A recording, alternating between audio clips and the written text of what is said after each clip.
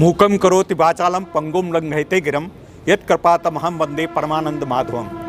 जी हाँ, और मैं इस जो आजकल के सशक्तिकरण की दिशा में जो प्रयास हमारे भारत सरकार के चल रहे हैं, उत्तर प्रदेश सरकार के चल रहे हैं और बहुत सारे एनजीओ जिस इस दिशा में जो समर्पित हैं, उनकी तरफ से आज दिव्यांगों का सशक्तिकरण मेला लगाया जा रहा है।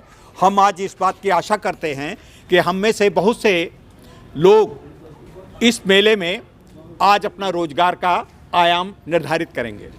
मैं दिव्यांगम सशक्तिकरण की दिशा में एक विशेष शुभकामनाएं आप लोगों को देता हूं और सरकारों के इस प्रयास का मैं अभिनंदन करता हूं और दिव्यांग सशक्तिकरण विभाग की भूरि प्रशंसा करता हूं। और ये सीआरसी केंद्र जो भारत सरकार का है, इसकी तरफ से ये प्रयास सतत अभिनंदनीय है। हमारे मूक बधिर बच्चे जो दिव्यांग सशक्तिकरण की दिशा में एक विशेष स्तंभ है, ऑर्थोपेडिक जो अस्थि रोग विशेष जो बच्चे हैं, उनको भी दिव्यांगों की मुख्य धारा में जोड़ने का प्रयास किया जा रहा है। तो आज हम मिलते हैं तमाम सारे अभ्यर्थियों से, जो ये अभ्यर्थी इस बात का प्रयास कर रहे हैं कि उनके रोजगार के अवसर सृजित हों और उनको भी एक मुख्य धारा में सम्मिलित होने का अवसर मिले। तो मैं सबसे पहले आपसे बात करता हूं। आप कहां से आए हैं? अयोध्या से आए हैं। अयोध्या राम की नगरी अयोध्या, बहुत बढ़िया, बहुत अच्छा। क्या शुभ नाम है आपका? मेरा नाम संदीप जायसवाल। आप क्या क्वालिफिकेशन है आपकी? ये हमारा ग्रेजुएशन कंप्लीट है। अभी तक आपने कहीं नौकरी प्राप्त की? अभी नहीं, पार्ट टाइम जॉब से करते हैं। और ग्रेजुएशन में कौन कौन से सब्जेक्ट आपके पास थे? हिंदी, समाजशास्त्र, राजनीति शास्त्र। हिंदी, समाजशास्त्र। तो इसके बाद मतलब आप किस प्रकार का जॉब चाहते हैं? शैक्षिक दृष्टि में जाना चाहिए था आपको, जब आर्ट साइंस या टेक्निकल वाली कोई सब्जेक्ट नहीं है और इस प्रकार के सब्जेक्ट हैं, तो आपको मुख्य धारा में शैक्षिक क्षेत्र में जाना चाहिए था। क्यों इस तरफ जाने के लिए सोच रहे हैं? ग्रेजुएशन हमारा एक्सीडेंट हो गया था, उसलिए जो है परसेंटेज कम आ गया था ग्रेजुएशन में। अच्छा, आप शुरू से दिव्यांग नहीं हैं? नहीं। दिव्यांगता का प्रतिशत कितना है? 80%। 80% है। और एक पैर पूरा कटा हुआ है? अच्छा अच्छा। आप? सर हरदोई से हैं सर। हरदोई से। आप भी दिव्यांग हैं? जी सर। आपकी दिव्यांगता क्या है? 45%। 45%। कहाँ से? पैर से दिव्यांग? जी सर, मुड़े हुए सब दोनों। आपकी क्या क्वालिफिकेशन है? बीएससी है। बीएससी है? जी सर। बीएससी में कौन? बायो से। बायो से है? जी सर। तो बायो से इसके बाद कभी डॉक्टरी चिकित्सा के पीएमटी वगैरह में ट्राई किया था? नहीं सर, नहीं सर। नहीं किया था? जी सर। अच्छा अच्छा, ठीक है, बहुत अच्छा है। तो आज इस प्रकार के इसमें यहाँ जो मेले में आए हैं, तो किस प्रकार की भावना आप लेकर के आए हैं? कौन से जॉब में? जॉब तो यहाँ पे प्राइवेट? मैं अभी पिछले साल मैं फ्लिपकार्ट में कर रहा था सर। फ्लिपकार्ट में? जी सर। कितनी सैलरी मिलती थी वहाँ पे सर? 12,000 मिलती थी सर। 12,000 मिलती जी सर। थी? 12,000 मतलब, और क्या नाम, इंस्टीट्यूट वगैरह लगा के मतलब 13,500 से 14,000 तक आ जाती थी सर वहाँ। अच्छा जी सर। 14,000 तक आ जाती, तो वहाँ छोड़ क्यों दिया? सर वहाँ से मतलब छोड़ के सर घर पे शादियाँ दी थी, तो वहाँ पे फिर थोड़ी छुट्टी लेना पड़ी, तो सर उन्होंने वहाँ पे ज़्यादा कहते हैं कि एक साल ऊपर रखते नहीं है सर वहाँ पे, कहते हैं। तो यहाँ पे भी क्या ऐसा इस बात का कुछ गारंटी है? आपको तो समर्पित होकर काम करने से 1 साल की ज़्यादा अवधि मिलती जाती है। जब आप काम नहीं करेंगे तो बीच में तो छोड़ेंगे, विवाह करेंगे, ये सब इस समारोह में आएंगे, तो फिर कैसे काम बनेगा? चलिए, आप कहाँ से आए हैं? सर बस्ती जिले से। बस्ती जिले से। आपकी क्या दिव्यांगता है? सर हमारा पैर आर्थो से है। आपका शुभ नाम क्या है? विजयकांत। विजयकांत। सब लोग अपना पहले नाम बताया करें जब ज़्यादातर कोशिश हो। और क्या क्वालिफिकेशन आपकी? सर हमारा ग्रेजुएशन कंप्लीट बीएससी एजी है। बीएससी एजी है? तो बीएससी एजी के स्ट्रीम में जब आकर के एग्रीकल्चर की दिशा में आपने कोई प्रयास किया? नहीं सर, उसमें तो नहीं सर, हमारे लिए प्रॉब्लम भी है कृषि के क्षेत्र में। नहीं, मतलब मेरा तात्पर्य यह है कि पंचायत सेक्रेटरी और इस तरीके के ब्लॉक और कृषि सहायक और जो सेवा केंद्र, कृषि सेवा केंद्र हैं, उनमें जाने का कोई प्रयास किया? नहीं सर, प्रयास नहीं, किया। पिछले साल कंप्लीट हुआ, फार्म और माता तो अप्लाई करेंगे फिर उसका। जी। अच्छा, कभी अपना स्वयं का रोजगार करने के लिए कभी आप इच्छा शक्ति दिखाई? सर जगह करिए नहीं, बाद में हो सकता लाइसेंस वाइसेंस बनवा कर फिर अपना करेंगे। जी सर। Very good.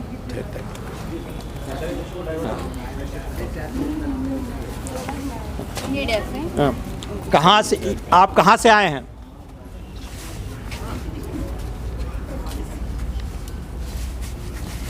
नहीं,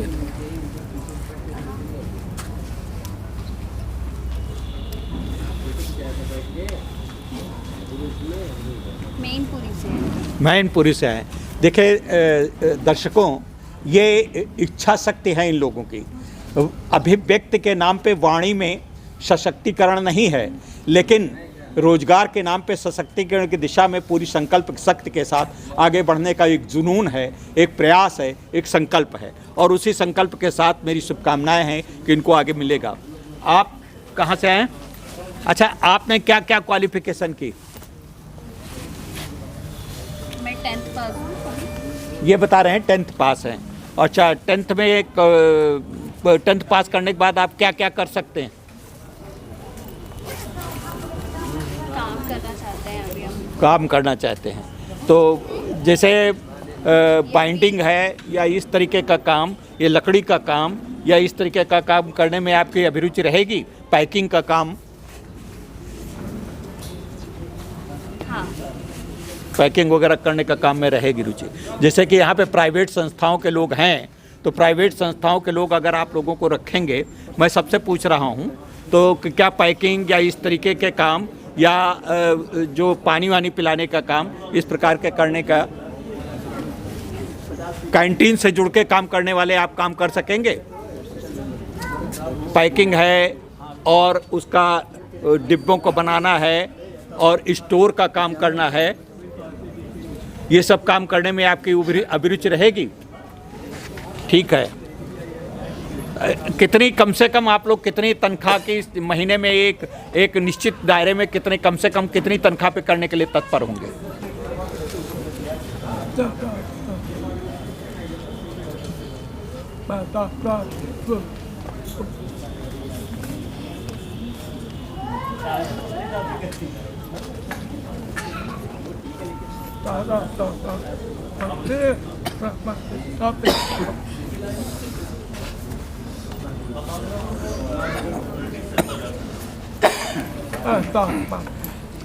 अच्छा, 13,000 15,000 13,000 से 15,000 वाजिब है।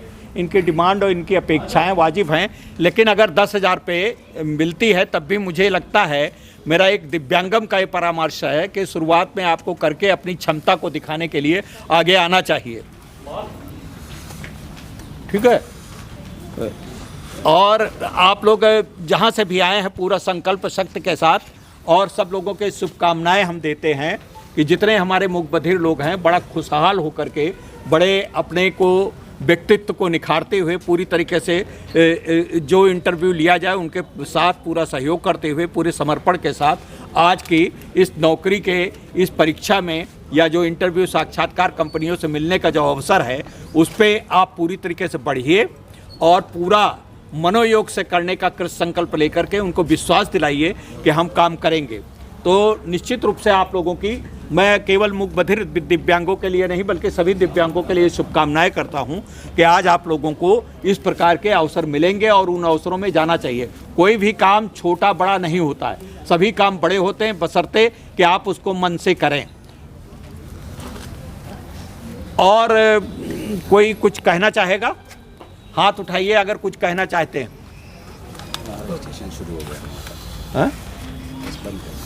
ठीक है, हमारी शुभकामनाएं। आप लोगों का रजिस्ट्रेशन वहाँ शुरू हो रहा है, अब आप रजिस्ट्रेशन कर लीजिए और उसके बाद हम फिर मिलते हैं। कंपनियों के लोगों से मिलने का प्रयास करेंगे और कंपनियों से जब मिल करके बात करेंगे थोड़ा तो फिर उनसे भी बात करेंगे। कैंपस से, अरे वाह, तो आपके यहाँ हम लोग मेहमान हैं। जी जी। हैं तो शकुंतला कैंपस में तो बड़ा बढ़िया यहाँ पर रहता है। कभी कभी विरोध के स्वर बहुत सुनाई पड़ा करते हैं। अरे कुछ अराजकताएं आ जाती है, जो डिमांड बच्चों की नहीं पूरी होती है, उसके बाद भी हमें बच्चे क्या करें, कुछ करना पड़ता है भाई। बच्चा रोए ना दूध कहाँ से मिले। हाँ, तो आप सब ठीक है? हाँ बढ़िया, आपको सब है। अच्छा। व्यवस्था अच्छी है, सब कुछ विकलांगों को मिल रही है। आप क्या कर रहे थे? सर मैं वहाँ से डीएड किया हूँ HI हेयरिंग इम्पेयरमेंट्स में। अच्छा। मेरा कंप्लीट हो चुका, अब जॉब के लिए अप्लाई किया हूँ, अभी इसकी प्रिपरेशन चल रही है। अच्छा। हाँ। और आप कहाँ से हैं? मैं रामशंकर विश्वकर्मा में गोंडा से ही हैं, यूपी। गोंडा से, पूर्वांचल से हैं आप? नहीं, ये अयोध्या के बगल में पड़ता है, पश्चिम में। गोंडा वही पूर्वांचल है और क्या? हाँ समझ लीजिए। चलो, आप कहाँ से हैं? जी मैं सुल्तानपुर का। सुल्तानपुर के। ये कर रहे हैं? ये स्पेशल ID। ठीक है, बढ़िया है। शुभकामनाएं हमारी आप लोगों के साथ, बहुत अच्छा काम कर रहे हैं। ठीक है, चलते हैं। ये शमशाद भाई जो आप किए हैं। फतेहपुर खाला। फतेहपुर खागा। फतेहपुर खागा ये कहाँ कानपुर की तरफ जी से कानपुर से इलाहाबाद कानपुर कानपुर से इलाहाबाद जो रास्ते में पड़ता है। रास्ते में पड़ता जी। है। तो क्या आपकी क्वालिफिकेशन है? जी DED special education doctor Shakuntala Mishra. अच्छा, वेरी गुड। जी। तो यहाँ पे आए हैं आज जॉब में? जी। तो देखिए फिर प्रयास करते हैं, जो जहाँ तक होगा आप लोग अपना प्रयास करिए, उसमें कहीं न कहीं आपका लगेगा ही जॉब। Thank you sir. अब ये रास्ता है, बड़ा आप लोगों ने कार्यक्रम आयोजित किया है, बहुत अच्छा लगता है। आपके आने से मतलब बहुत ही सशक्तिकरण हो रहा है। कार्यक्रम तो इधर है, दिव्यांगों के रोजगार मेला में दिव्यांगजनों से आपको मिलाया और दिव्यांगजनों की अपेक्षाएं हैं, दिव्यांगजनों की भावनाएं हैं, और वो काम करना चाहते हैं, बड़े लगन से करते हैं। उतर गया वहाँ पे देखिए शकुंतला यूनिवर्सिटी। अब मैं आया हूँ, सर 5 रुपये लेगा और शकुंतला यूनिवर्सिटी उतार देगा CRC पे बस।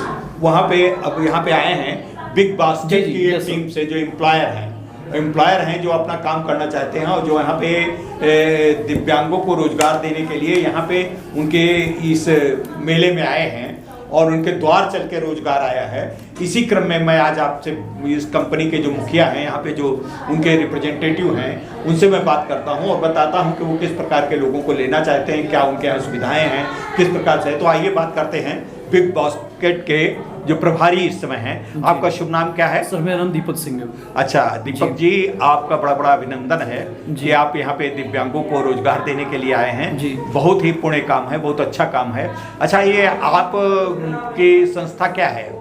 मतलब सर देखिए, हम वेंडर हैं, हमारी कंपनी है प्राइम MS प्राइवेट लिमिटेड। अच्छा। बिग बास्केट में वेंडरशिप की, तो हम sir we are service provider जी। लखनऊ के अंदर, ऑल यूपी के अंदर जहाँ जहाँ बिग बास्केट है वहाँ अपने मैन पावर लगाते हैं। कहाँ कहाँ पे है? सर हमारा लखनऊ हो गया, कानपुर हो गया, आपका पटना आपका अयोध्या हो गया, इलाहाबाद आ जाएगा, बनारस आ जाएगा। Yes sir. अच्छा, तो यहाँ पे आज जो आप साक्षात्कार लेंगे, जिनको सिलेक्ट करेंगे, वो खाली लखनऊ के लिए हैं कि किसी भी आउटलेट के लिए? नहीं सर, मतलब ऑल लोकेशन है, जहाँ जहाँ पे कैंडिडेट जाने को तैयार रहता है। अगर वो बाहर जा सकता है, भाई वो इलाहाबाद जा सकता है या कानपुर जा सकता है या बनारस जा सकता है, तो हम वहाँ भी करवा देंगे उसको। अच्छा, आपके यहाँ करीब करीब न्यूनतम वेतन कितना है? सर हमारे यहाँ 10,500 रुपये वेतन। 10,500 जी। और क्या क्या दिव्यांग सर लोगों की सुविधाएं हैं? दिव्यांग हो चाहे नॉर्मल कैंडिडेट हो, सबके लिए मदर DC में हमारे यहाँ फूड मिलता है। फूड मिलता है 10 रुपीज़ में फूड मिलता है। 10,500 रुपये सैलरी है, 1200 रुपये का PF है, वीकली एक ऑफ मिलता है। वीकली एक ऑफ मिलता जी। है। अच्छा, जैसे मतलब ये बहुत कंपनियों में ऐसा होता है कि दिव्यांग लोगों के अनुकूल जी वहाँ पे शौचालय इंफ्रास्ट्रक्चर नहीं होता है, या चढ़ना है, मान लीजिए फर्स्ट फ्लोर पे है, इस तरीके से। तो इस प्रकार की सुविधाएं दिव्यांग लोगों के लिए मतलब कहने का ये है, उनको जैसे ग्राउंड फ्लोर की जॉब देते हैं। हाँ। उनको एक फ्लोर पे ना चढ़ना पड़े, पहली बात। दूसरी बात, मतलब कहने का शौचालय वगैरह सब बने रहते हैं। नॉर्मल कैंडिडेट हैं, दिव्यांग लोग हैं, उनके लिए सबके बने रहते हैं। बाकी फूड वगैरह सब अवेलेबल रहता है। अच्छा, क्या इस प्रकार की भी सुविधाएं हैं कि उनको कोई मेडिकल एड भी मिलती है? सर मेडिकल एड वगैरह जो है वेंडर की तरफ से मिलता है सर। वेंडर की तरफ? हाँ, वेंडर की तरफ से मिलता है सर। अच्छा, उस पे मतलब जैसे हमारा कैंडिडेट है, वो काम कर रहा है, उसको कोई दिक्कत हो गई, क्षति पहुंच गई, तो हमारा काम होता है, हम उसको जो है उसको केयर करते हैं। नहीं, मेरा मेडिकल असिस्टेंस से तात्पर्य ये है कि क्या उनको कभी बीमार हो गए जी मिलता और है। नहीं आ पाए, तो उनकी छुट्टी कटेगी कि नहीं कटेगी? कट जाती है, उनकी छुट्टी कट जाती है। उनको जो है वीकली एक जॉब मिलता है लड़के को, मंथली आपके 4 ऑफ मिलते हैं। और उसके साथ साथ अगर उसकी तबीयत खराब हो गई, उसके परिवार में किसी की तबीयत खराब है, मान लो वो शादीशुदा है या उसके माता पिता हैं, तो उसकी किसी की तबीयत खराब हो तो ESIC मिलती है सरकारी, जिसके तहत वो अपना इलाज करवा सकता है सरकारी हॉस्पिटल में जाकर के। अच्छा, डिस्पेंसरी में जाकर उस पर इंश्योरेंस?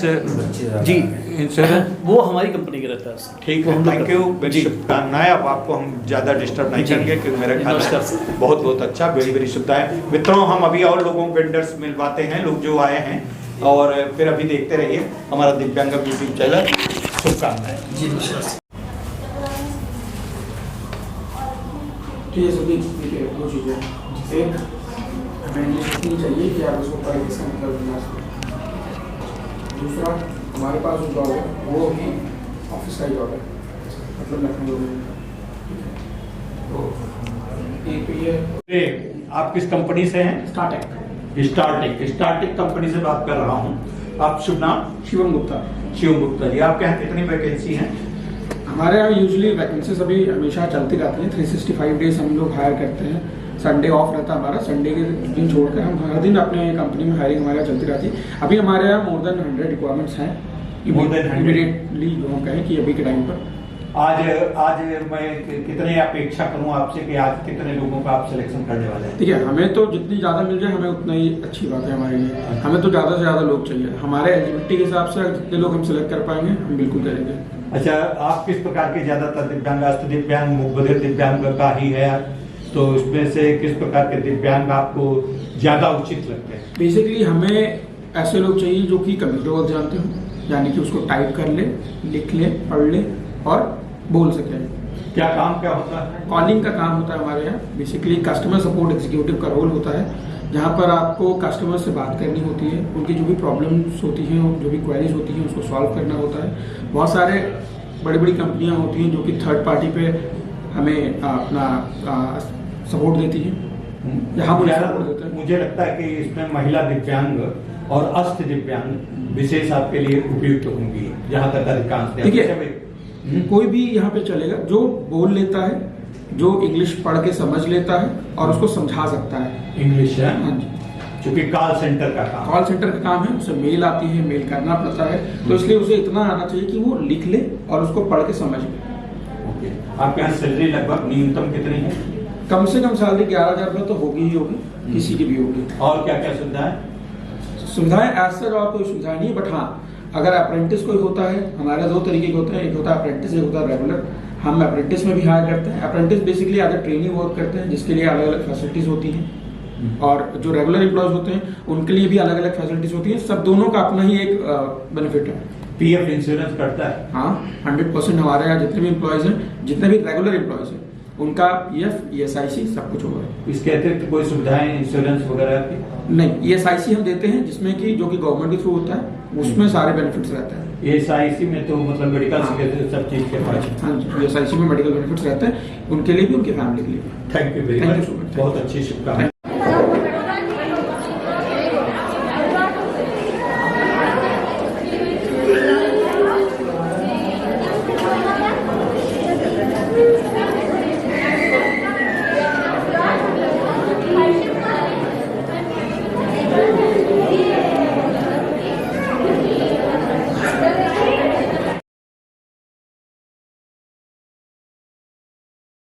श्री सुभाष चंद्र शर्मा सर, प्रमुख सचिव दिव्यांग सशक्तिकरण विभाग उत्तर प्रदेश सरकार।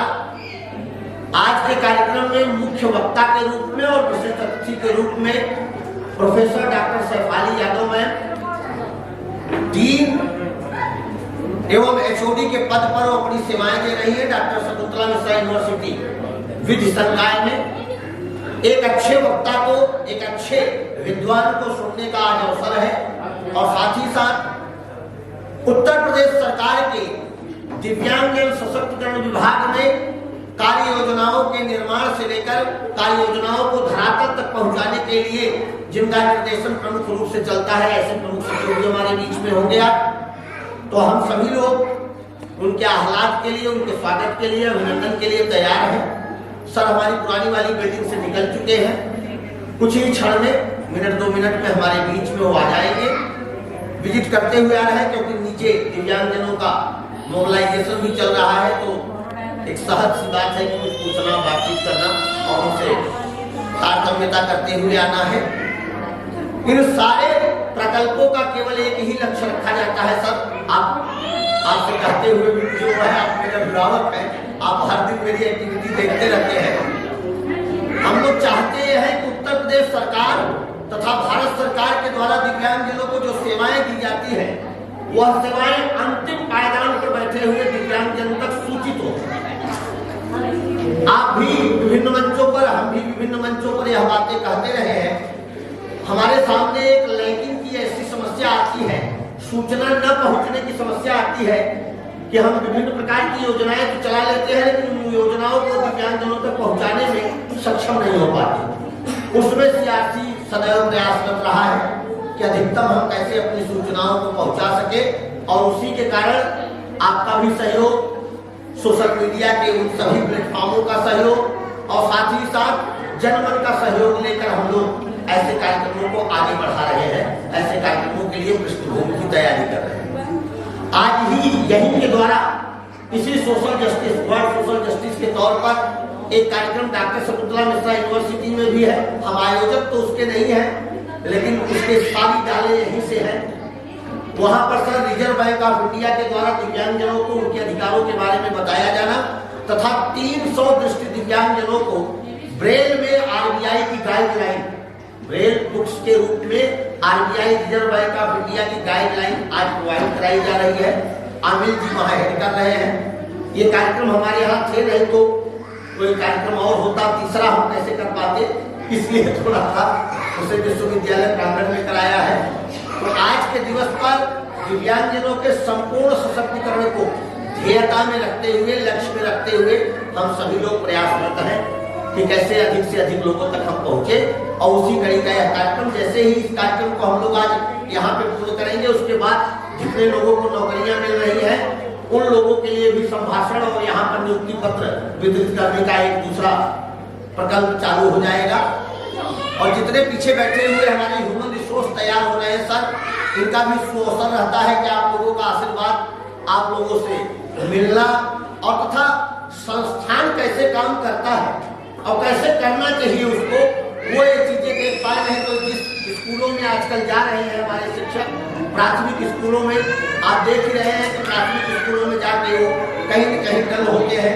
उससे थोड़ा बचने के लिए बच्चों को एक आइडिया भी मिल जाता है कि किन किन प्रकल्पों पर, किन किन कार्यों पर हम और चीजें कर सकते हैं। जाएं और उनसे बातचीत करें और वह काम केवल और केवल विद्यालयीय प्रांगण में, विद्यालयीय व्यवस्था में लगे हुए हमारे शिक्षक जो पीछे बैठे हैं, यह उनके जिम्मे आता है। आप नवयुवक हैं तो आपकी ये जिम्मेदारी भी बनती है कि नए तरीके से कैसे कार्यक्रम को देखें, लिस्ट अप करें। अपने जिस विद्यालय में आप जाएंगे वहां पर ऐसे कार्यक्रमों का सृजन करें, दिव्यांगजनों की पहुंच वहां तक बनाए और पहुंच के साथ में दिव्यांगजनों के संपूर्ण सशक्तिकरण के लिए निरंतर प्रयासरत रहे। न केवल शिक्षण या शिक्षणेतर गतिविधियां हमारी आपकी मौलिक आवश्यकता या मौलिक कर्तव्य है, अपितु उनके साथ निरंतर कंधे से कंधा मिलाकर उनका सशक्तिकरण करना भी हमारी आपकी नैतिक जिम्मेदारी बनती है। दिव्यांगजन अपना संपूर्ण साफल्यतम भाव रखे। मैं पिता स्वरूप आदरणीय सर को बताऊं, सर यहाँ पर CDIC भी स्थापित किया गया है, cross disability early intervention centre.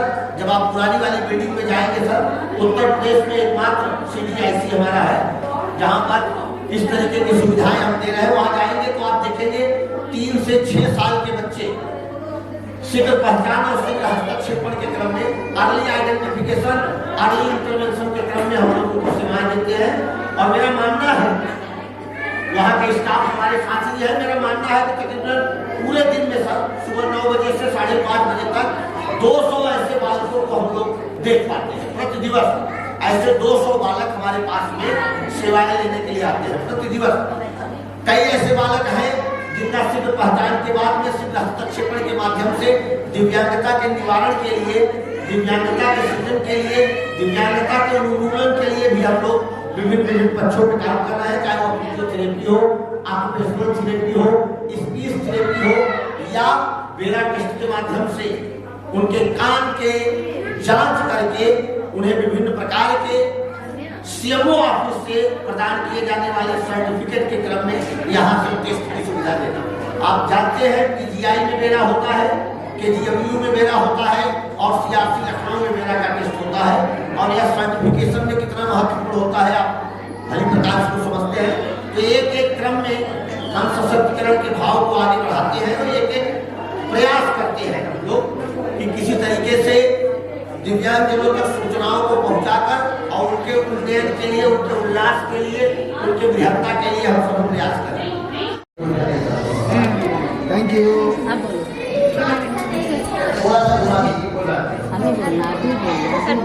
Sir को फ्लावर दो। थैंक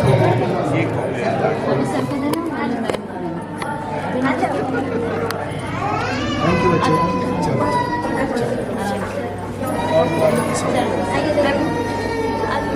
नमस्ते ऊपर देखो, टीका मैम आज मैम से नमस्ते नमस्ते बोलो। हमारे मुख्य अतिथि विशिष्ट अतिथि वक्ता और सभी गणमान्य लोगों का आगमन हमारे बीच में हो चुका है।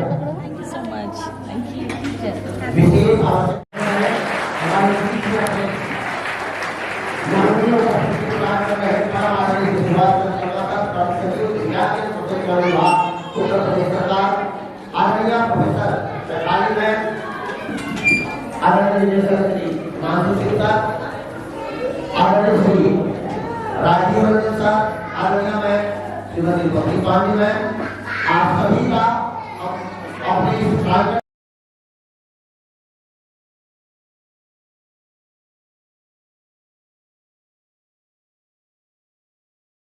कार्यक्रम पानी के सम्मुख आज के कार्यक्रम को उद्घाटन किया जाता है।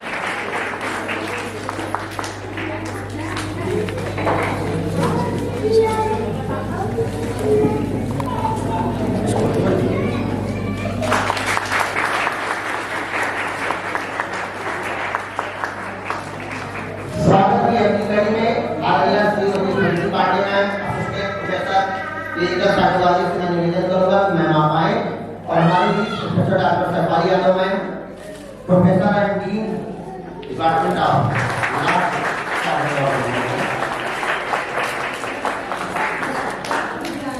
स्वागत की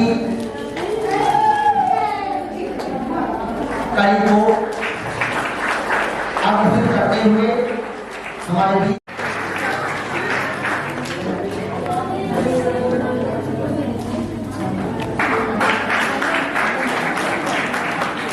आरपीडब्ल्यूडी एक्ट में आच्छादित 21 प्रकार के दिव्यांगजनों से संबंधित समस्त प्रकार की सुविधाएं जो उनके द्वारा मांग की जा रही है उसकी उपलब्धता कराने के लिए हम लोग तत्पर और तैयार हैं और निरंतर उत्तर प्रदेश के भिन्न भिन्न जिलों में ऑफलाइन माध्यमों से तथा भारत के लगभग 29 राज्यों में ऑनलाइन माध्यमों से हम अपनी गतिविधियों को निरंतर प्रचारित और प्रसारित करते रहते हैं। दिव्यांगजनों का कुशल सशक्तिकरण हमारा प्रमुख भाव रहा है।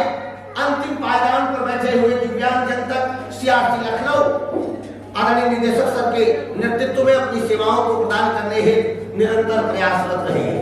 उसी कड़ी में आज आपने विधिवत दृष्टिगत भी किया। हमारे बीच सामाजिक न्याय अधिकारिता मंत्रालय भारत सरकार के द्वारा कौशल प्रशिक्षण भी पुरानी बिल्डिंग में जहां पर हमारी कंप्यूटर लाइब्रेरी है वहां 30 लोगों को हम लोग कौशल प्रशिक्षण भी प्रदान कर रहे हैं।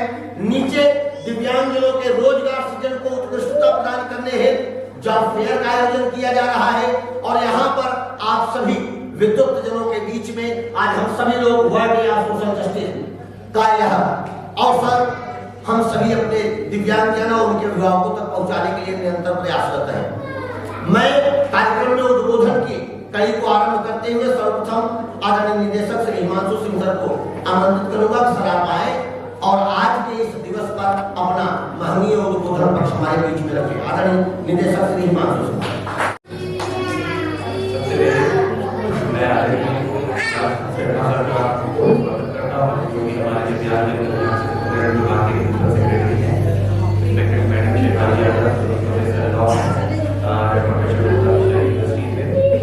यहाँ पर उपस्थित सभी लाभार्थी प्रतिनिधि उनके पेरेंट्स अभिभावक और हमारे ट्रेनीज मैं सभी आप सभी का स्वागत करता हूँ।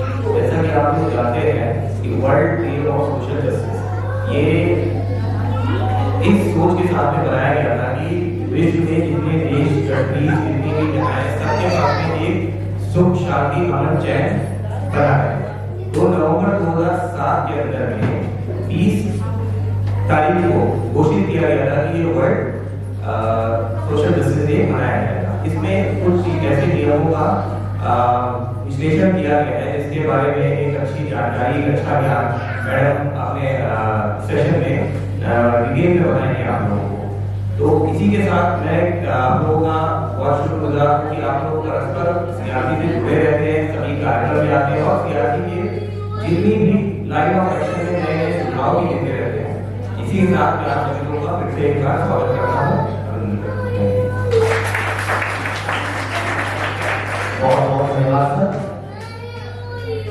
अब समय है हमारे बीच अपनी महनीय उपस्थिति प्रदान कर रहे आदरणीय मुख्य अतिथि आदरणीय श्री सुभाष चंद्र शर्मा सर, प्रमुख सचिव विज्ञान एवं सशक्तिकरण विभाग उत्तर प्रदेश सरकार को उद्बोधन प्राप्त करने मैं आदरणीय सर को सारा प्रणाम करते हुए सर आप आए और अपना महनीय उद्बोधन हमारे बीच में आप करें। आदरणीय मुख्य अतिथि श्री सुभाष सर।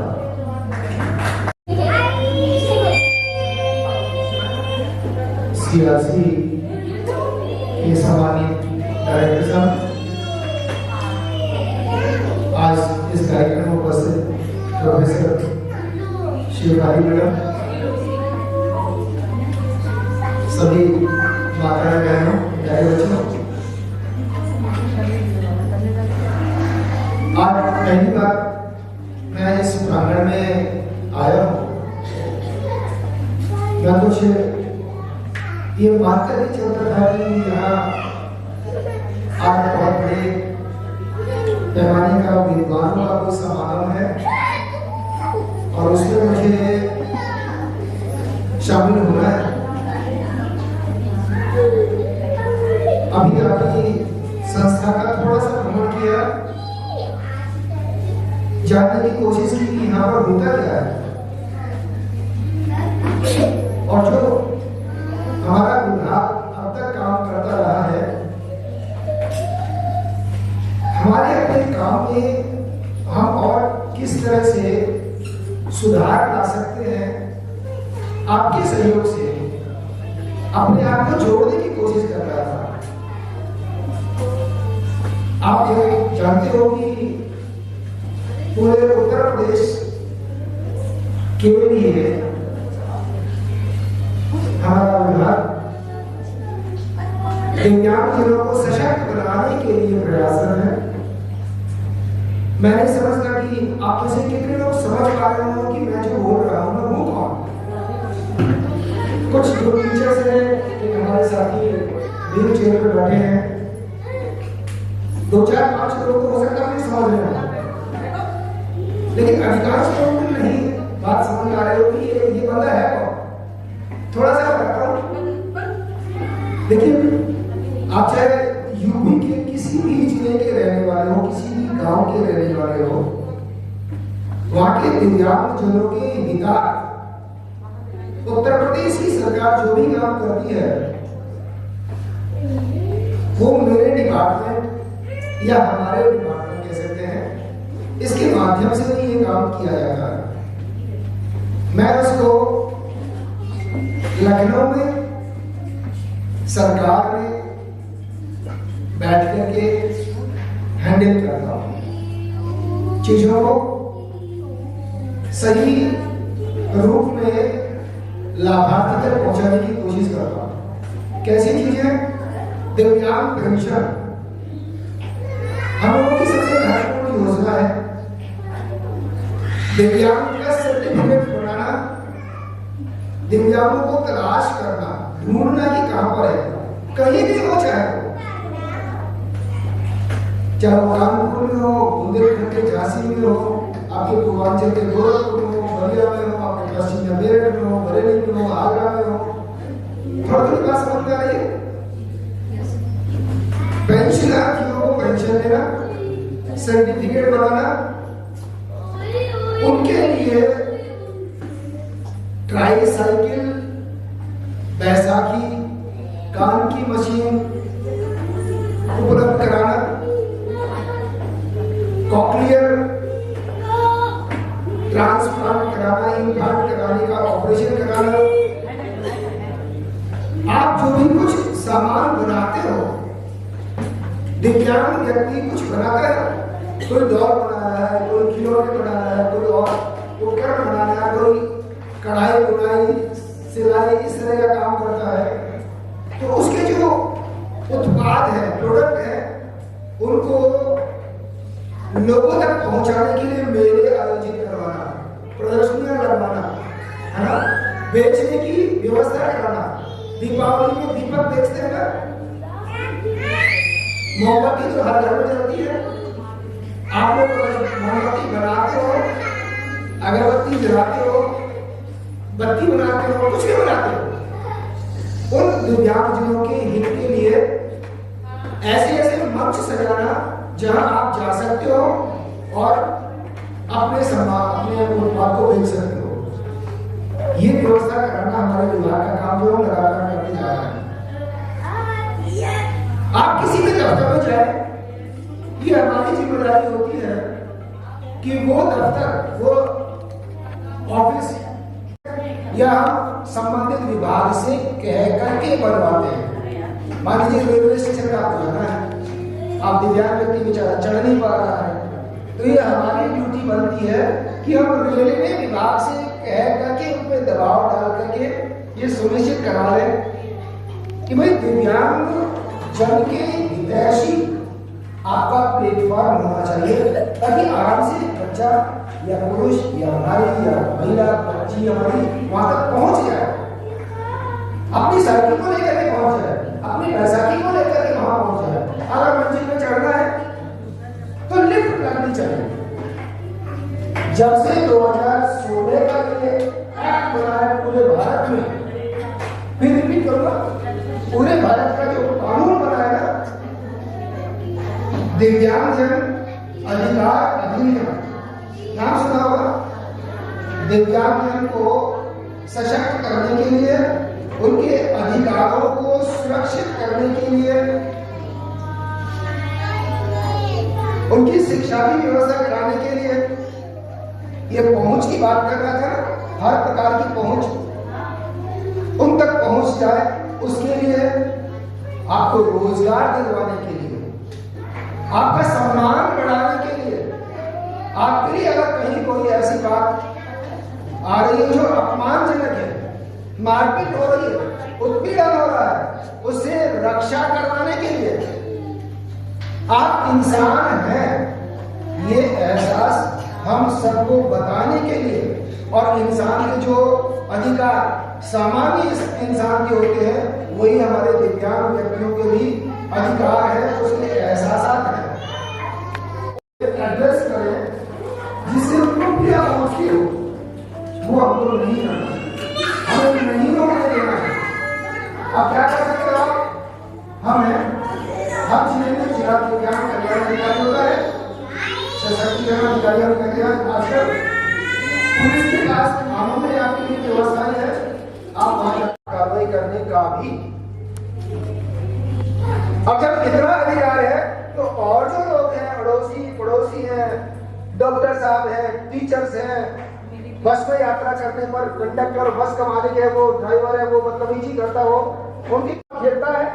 एक तो अच्छा खासा सामान्य बच्चा है, दौड़ेगा बॉल की तरफ, एक दिव्यांग बच्चा है, बेचारा पैर से चलने फिरने में लाचार है, मन उसका दौड़ रहा है, मन तो दौड़ता है कि मैं भी बॉल के पास जाऊं, लेकिन शरीर उसको नहीं दौड़ने देता।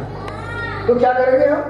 उसके लिए भी कुछ न कुछ प्रोटेक्शन करिए, थोड़ा सा ऐसा करिए, उसको पैर लगवाइए, अच्छा खासा पैर हो, मुड़ने वाला भी हो, थोड़ा देखिए कुछ गति बढ़ जाएगी। फिर भी सामान्य बच्चे के साथ में अगर वो प्रतिस्पर्धा नहीं कर पा रहा है तो अपने जैसे बच्चों को मौका मिलना चाहिए, है ना। तो हम छोटे से लेकर के ऊपर तक के बच्चों के लिए शिक्षा की व्यवस्था भी करते हैं, मनोरंजन का साधन भी प्रोवाइड कराते हैं, खेलकूद की व्यवस्था भी हम लोग उनको उपलब्ध करवाते हैं। और जहाँ नहीं होता है तो क्या करना चाहिए? फिर आपके लिए आरक्षण की व्यवस्था है, रिजर्वेशन। आरक्षण सब लोग समझते हैं ना। स्कूल में पढ़ने जाते हो, कोई भी स्कूल मना नहीं कर सकती आपका प्रवेश करने से। अगर पूरी तरह से बच्चा अनफिट है तो उसके लिए उसी तरह की स्कूल खोलो, जैसा बच्चा उस तरह की स्कूल खोलिए। 5% आरक्षण की व्यवस्था है, सबको पता है। किस किस को पहले से पता है? हाथ खड़ा करना। कि स्कूलों में 5% आरक्षण है दिव्यांगों के लिए। 1-2 बच्चों ने आप खड़ा किया, नहीं चाहा, और बाकी ये लोग तो जानते हो। अगर कोई स्कूल मना करता है ना, 40% से कम दिव्यांगता वाले बच्चे को तो वो मना कर ही नहीं सकता किसी भी हालत में। और 40% से ज्यादा दिव्यांगता है ना, सर्टिफिकेट बनाते हैं, दिव्यांग सर्टिफिकेट, है ना? क्षमता बहुत कम है, चल नहीं पा रहा है, कोई और भी व्यवस्था है, तो हम पहले तो उसको चला देंगे, उस तरह की व्यवस्था करेंगे, उपकरण दे करके, उपकरणों का वितरण करके, ट्राईसाइकिल दे करके, व्हील चेयर दे करके हम प्रोवाइड करा रहे हैं। और सामान्य बच्चों के साथ अगर नहीं कर सकते हो तो विशेष विद्यालयों में ये व्यवस्था करानी है। अब कहते हैं सब और भी ज्यादा बीमारी हो तो घर वाले भी छोड़ गए, लावारिस बच्चा मिल गया कहीं पर, रेलवे स्टेशन पे प्लेटफॉर्म में भटकता हुआ बच्चा मिला, उसे पूछते हैं कि तेरे माता पिता कौन है, कहाँ का रहने वाला भैया या बेटी, तो बता ही नहीं पाता है कि मैं कौन हूँ। ऐसे इंसान के लिए, ऐसे बच्चों के लिए आश्रय स्थल है, आश्रय स्थल है ना। महिलाओं के अलग, पुरुषों के अलग, बच्चों के अलग, थोड़े से बड़े हो जाते हैं उसके लिए अलग, थोड़ा बहुत मेंटली रिटार्डेड है, मानसिक रूप से बंद है, उनको सामान्य लोगों से हम अलग रखते हैं, क्योंकि वो मारपीट करने को कराते हैं, उनको समझ ही नहीं आती है। कुछ लोग वाले भी होते हैं ना विकलांग, उनको पूरी तरह से अलग रखा जाता है, पर व्यवस्था है, और नहीं व्यवस्था है तो आप हक से मांग सकते हो। ध्यान से सुनो, अगर व्यवस्था कहीं पर नहीं है तो आप सरकार से मांग कर सकते हो कि हमारे लिए व्यवस्था कराओ, और अगर सरकार या कोई भी जिला प्रशासन ये काम नहीं करता है तो सुप्रीम कोर्ट, हाई कोर्ट है, वो हमको आदेश देती है और हम उसका पालन करते हैं, व्यवस्था करा देते हैं। तो ये दिव्यांगजनों के लिए बहुत प्रकार की सुविधाएं, व्यवस्थाएं, अवसर, पहुंच, इसकी व्यवस्था हमारा दिव्यांगजन अधिकार अधिनियम 2016 ये कहता है, उसकी जानकारी सबको रखनी चाहिए। सरकारी नौकरी में भी 4% आरक्षण है दिव्यांगों के लिए, और बाकायदा पोस्ट पद निश्चित कर दिए गए हैं कि इस विभाग का ये पद दिव्यांग व्यक्ति के लिए ही है, उस पर दूसरे व्यक्ति की भर्ती नहीं हो सकती, तो 4% आरक्षण उसके लिए भी है। इन व्यवस्थाओं का पालन होता है। अब आप सीआरसी में आए, ये भी आपका अधिकार है, आपके लिए खोला गया है। ये केंद्र सरकार, दिल्ली की सरकार कह सकते हो, उसका दफ्तर है, और मैं पूरे उत्तर प्रदेश के लिए बना हूँ। जब मैं दिल्ली चला जाऊंगा, वहां का अफसर बन जाऊंगा, तो ये इसको मुझे भी देखना होगा। आज भी लोग आ सकते हैं, देख सकते हैं, आपके साथ बैठ सकते हैं। इन जगहों का हमको सही से इस्तेमाल करना चाहिए। मैंने कोशिश की कि मैं जिनको एड्रेस कर रहा हूँ वो थोड़ा बहुत समझा सकूँ, उस लेवल तक अपने आप को लेकर आया हूँ। पता नहीं मुझे कोई सफल हुआ कि नहीं हुआ, पर थोड़े प्रयास किया कि ये बच्चे शायद मेरी बात को नहीं समझ पाएंगे। आप जितने भी पेरेंट्स हैं, जितने भी ग्रोन अप बच्चे हैं, और जो सुन रहे हैं, बच्चे सब लोग सुन रहे हो, मेरे पीछे वाले सब लोग हाथ लगा लो, सुन रहे हो आप लोग, या हियरिंग इम्पेयर्ड नहीं है लोग। मैं किसी को कहूँ अभी वो साइन लैंग्वेज के लिए, किसी को जरूरत है साइन लैंग्वेज नहीं है, ओके। अब ऐसे लोगों को भी आपको हैंडल करना है, ना तो वो समझ पा रहे कि आप बोल कौन क्या रहे हो, ना वो अपनी बात को बता पा रहे कि वो कहना क्या चाहते हैं। देखिए कैसी विडंबना है, ऐसा बच्चा जो ना तो उनको सुन रहा है और ना ही वो अपनी बात को कह पा रहा है, तो क्या करे? उसके लिए दुकानें हैं, व्यवस्था है। एक नेत्रहीन बच्चा है, दिखाई नहीं पड़ रहा है, लेकिन बोलता है, सुनता है, समझता है, तो आप क्या करोगे? आप उसके लिए अलग तरीके की पढ़ाई है, अलग तरीके की व्यवस्था है। एक वॉकिंग स्टिक दे दी आपको, उसके सारे चलता रहेगा। ये आज अधिकार एक दिवस रखाया था। उस दिवस के उपलक्ष्य में आज ये कार्यक्रम रखा गया। तो आपके लिए, दिव्यांगों के लिए जो पूरे भारतवर्ष में व्यवस्था है, वो सारी व्यवस्था उत्तर प्रदेश में है। और ये बताते हुए मुझे और हर्ष होता है कि उससे कहीं ज्यादा हम लोग यूपी में अच्छा काम करते हैं। बचपन डे केयर सेंटर आपने देखा है? बचपन डे केयर सेंटर हमारे छोटे बच्चों के लिए है, छोटी स्कूल है। हम घर से आके बच्चों को लेके आते हैं और घर ही आपके यहाँ छोड़ के जाते हैं। ये व्यवस्था हमारी है। बचपन डे केयर सेंटर लखनऊ में, जब आप गोमती नदी के उधर जाएंगे, वो इलाका कौन सा गंज है? निशाद। आप अपने बच्चों को वहाँ ले जा सकते हो। 3 साल से 7 साल के बच्चों को आप वहाँ ले जा सकते हो। एडमिशन कराइए, हमारी बस आपके घर जाएगी, बच्चे को लेके आएगी। हमारी बस दोपहर बाद में आपके बच्चे को आपके घर छोड़ देगी। ऐसी व्यवस्था ना राजस्थान में, ना बिहार में, ना तमिलनाडु में, ना कहीं और है, केवल उत्तर प्रदेश में है। और सबसे ऊपर चलिएगा, सबसे बड़ी पढ़ाई कहाँ होती है? कॉलेज में, यूनिवर्सिटी में, है ना? यूनिवर्सिटी लेवल तक की पढ़ाई हम लोग कराते हैं। हमारी शकुंतला मिश्रा यूनिवर्सिटी दिख रही है, शकुंतला मिश्रा यूनिवर्सिटी का नाम सुना है? और ऐसी चित्रकूट में इस बार हमने वो जो स्वामी रामभद्राचार्य जी की यूनिवर्सिटी थी निजी, वो भी अब सरकारी हो गई है। अब हमारी सरकारी यूनिवर्सिटी है। तो 2 यूनिवर्सिटी, 2 विश्वविद्यालय उत्तर प्रदेश सरकारी रूप में चलाता है। ऐसा न केवल हिंदुस्तान में, आसपास के किसी भी देश में नहीं है जहां यूनिवर्सिटी लेवल की पढ़ाई हम दिव्यांगों के लिए उपलब्ध कराते हैं। ये अधिकार है, उसको आप तक पहुंचाने की व्यवस्था उत्तर प्रदेश की सरकार ने कर रखी है। अब रोजगार मेला, इसका काम कैसे चले? कोई भी पेरेंट्स है वो छोड़ के चले जाते हैं। यहाँ तो बच्चा पैदा होता है पालने में डालने के बाद आते हैं। कई ऐसे भी निर्मोही होते हैं, वो भी कोई वजह पर जैसा भी है वो पालने में डाल के चले जाते हैं। तो हम आज से स्थलों से भी आए हुए बच्चों को ट्रीट करते हैं, उनका इलाज करते हैं। जितना इलाज हो गया उसका इलाज कर दिया, और नहीं तो उन्हें आवासित करने के लिए, पुनर्वास सुविधा दिलाने के लिए वहां पर ही व्यवस्था करेंगे, उसी जगह पर जहां पर वो बच्चा किसी आश्रम में, किसी स्थल पर है, जिसे पहले जमाने में ऑर्फनेज कहा करते थे।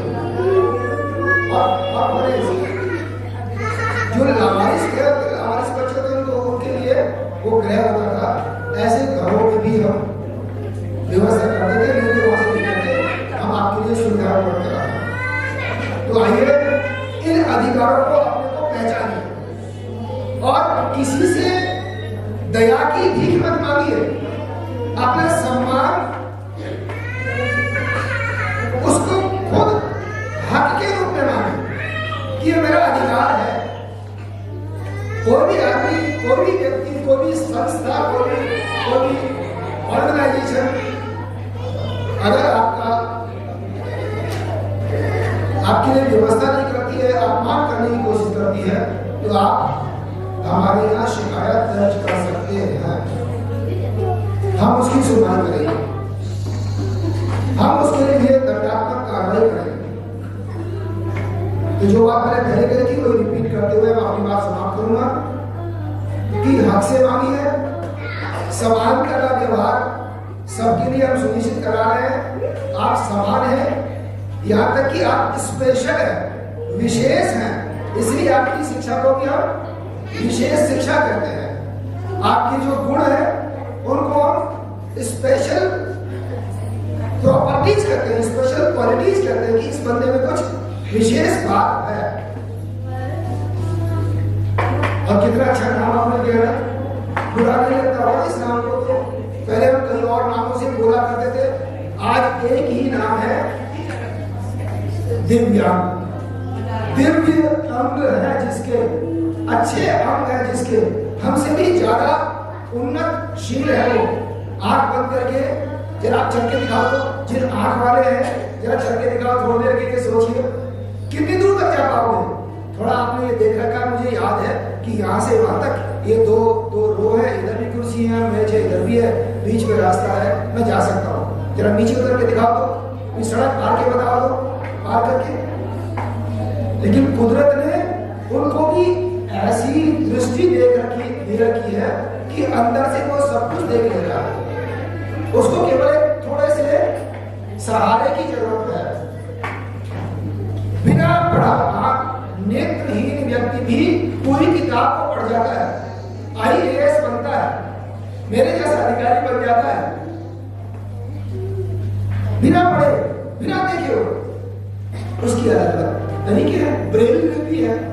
आपको हम मोबाइल में ही आपके बहुत सारे एप्लीकेशन से वो दे देते हैं, उनको सुनकर के याद कर लेते हो। आप हिस्ट्री पढ़िए, आप कविता पढ़िए, आप साइंस को पढ़िए, आप मैथमेटिक्स पढ़िए, गणित करिए, सारे तरीके हैं पढ़ाने के।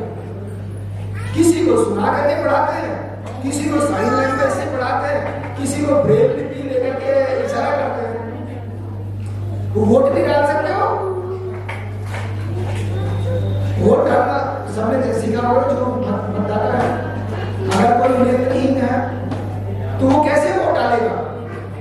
उसके लिए उस मशीन में वो लगा दी ना ब्रेल लिपि वाले, तो उससे वो अंगूठे से वो अंदाज लगा देता है कि मेरा ये 16 जो कैंडिडेट है वो ये इतना बता देगा कि भाई आपको 10वें नंबर में बटन को दबाना है, कि पहले नंबर में बताना है, कि तीसरे नंबर में बताना है, दबाना बटन को इतना से करना है।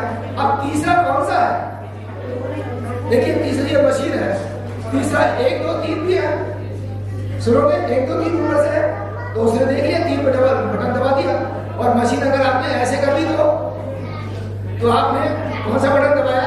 16 15 और 14 नंबर का बटन दबा दिया ना, और दबाना था आपको 3, तो हो गई गलती, तो आपका अधिकार तो मारा गया। इसलिए उस मशीन में भी ये ब्रेल लिपि वाले को निशान डाल दिए गए हैं, वो उल्टे पुल्टे नहीं हो सकते। आप देख सकते हैं ऐसे उंगली लगा करके अपने से कि ये 3 है, उल्टा देखोगे तो उल्टे में 3 नहीं मिलेगा, 14 मिलेगा। बात समझ में आई? तो धीरे धीरे भारत में ये सारी व्यवस्थाएं दिव्यांगों के लिए की गई है। मुझे यकीन है कि आप उन सबका इस्तेमाल करोगे, काम में लोगे उसको, और जहाँ कहीं दिक्कत आ रही हो तो हम हैं ना, हमें बताइए।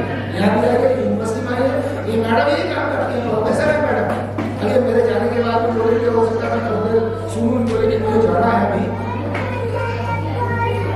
बड़ी प्रोफेसर लेक्चरर समझते हो? लेक्चरर सभी लोग लेक्चरर समझते हैं। एक तो टीचर होता है, फिर लेक्चरर होता है, फिर और बड़ा हो जाता है, और बड़ा हो जाता है, उसको प्रोफेसर कहते हैं। तो ये सबसे बड़ी मास्टर नहीं है, ये भी आपको बताएंगे अपने को थोड़ी देर के लिए। और यही सी यूनिवर्सिटी की बहुत सीनियर प्रोफेसर है। अच्छा लगा आप लोगों के बीच में आकर के। इन बच्चों के साथ बात करने में तो खैर दिक्कत जरूर होती है, पर मैं जब भी जाता हूँ मुख्यमंत्री जी के साथ में, हम लोग बच्चों के कार्यक्रम कराते हैं, अपने भी कराते हैं, मेरे मिनिस्टर के साथ में जाना होता है, तो बच्चों से उस तरह की बात शेयर करना, उनकी लैंग्वेज में बात करना, उनको आप टॉफी दे देना, ये तो सब समझते हैं टॉफी क्या होती है, किटकैट क्या होता है, बहुत ज़्यादा सुकून मिलता है, प्रसन्नता होती है कि हाँ इनके लिए भी हम लोगों ने कुछ कोशिश की है। लेकिन दिव्य अंग वाले लोग कहिए, ये मत मान के चलिए कि इनमें कोई विशेषता नहीं है, कुछ न कुछ विशेषता जरूर है। ये सेंटर मैंने देखा, इसमें बहुत अच्छी सुविधाएं हैं, आप उनका इस्तेमाल करिए। फिजियोथेरेपी अगर जोड़ों में दर्द हो रहा हो, न केवल बच्चों के लिए, बड़ों के लिए भी है। आइए अपना काम कराइए, डॉक्टर से चेकअप कराइए। कान की मशीन है, सुनाई नहीं दे रहा है तो यहाँ पहले चेकअप कराइए, है ना। ऐसी बच्चा जो बहुत ज़्यादा उत्तेजित हो जाता है, उनको उनका भी इलाज करने की यहाँ व्यवस्थाएं हैं। देखिए यहाँ की सुविधाओं का फायदा उठाइए। आगे फिर कभी मौका मिलेगा आपको, फिर मैं कोशिश करूँगा आने की। और आप आज जितनी बातें सुन के जा रहे हो, आप अपने परिवार में बताओ कि ऐसी ऐसी चीजें हैं। आप अपने गरीब मोहल्लों में बताइए, नाते रिश्तेदारों को बात पहुंचाइए। आज अगर आप 40-50 लोग हैं तो 400 तक बात पहुंचाइए, वो 400 और 4000 तक बात पहुंचा देंगे। बात अगर आपको लगती है, समझ में आती है, तो उसे और दुनिया तक हमको फैलाना चाहिए। ये इसी तरह से जागरूकता बढ़ सकती है।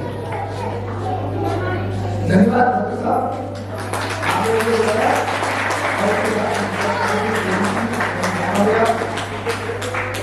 बहुत बहुत शुक्रिया।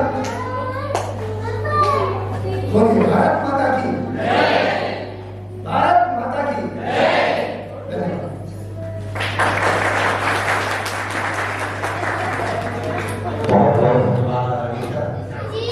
विस्तृत स्वरूप में आपने उत्तर प्रदेश सरकार द्वारा संचालित विभिन्न प्रकार की योजनाओं, कार्यविधियों और धरातल पर उन्हें उतारने की प्रक्रिया का जो बृहत्तर स्वरूप हमारे दिव्यांगजनों के बीच में रखा, हम सभी आपका बहुत बहुत धन्यवाद ज्ञापित करते हैं। कार्यक्रम की अगली कड़ी की तरफ बढ़ते हुए मुख्य वक्ता के रूप में हमारे बीच में अपनी उपस्थिति प्रदान कर रहे हैं आदरणीय प्रोफेसर डॉक्टर सतपाल यादव हैं, विभागाध्यक्ष डॉक्टर यूनिवर्सिटी को सादर आमंत्रित करूंगा।